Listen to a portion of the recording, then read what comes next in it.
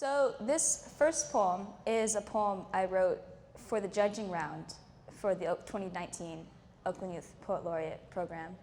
And it was about, I was a freshman last year, and I don't know, like high school is a lot bigger than middle school, and it was about me realizing that like the world is like a lot different than I thought it was.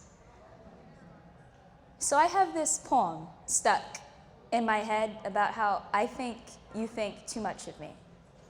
Because I could never be exactly what you need to see, and I thought feigning apathy would fix it, because it only hurts if you care, but now I'm so scared. And that's a problem for another time, because I have this poem stuck in my head about how sometimes I wonder if it's worth it mourning for people I don't know for the sake of progress, because it only hurts if you care, so if we make them care, then maybe we can fix this.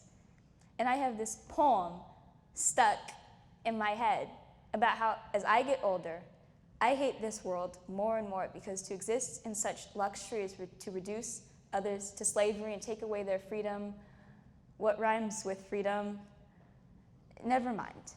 I have this poem stuck in my head about how I can't change the world because I don't know how, but I'd rather get the answer wrong than never attempt the problem.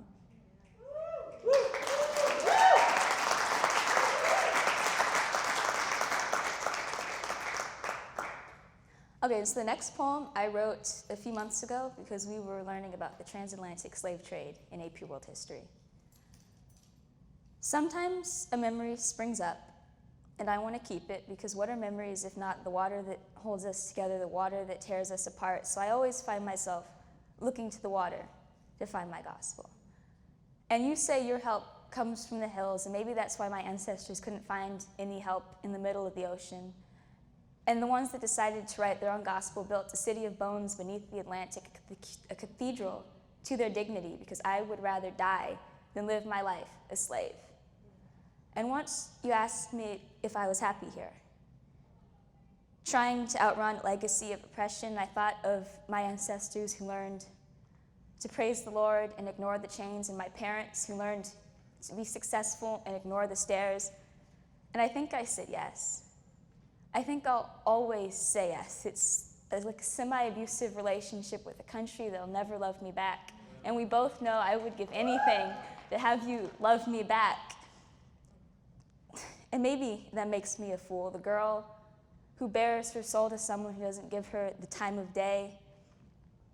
Trying to remember a time when people didn't look at me funny when I walked into a store alone.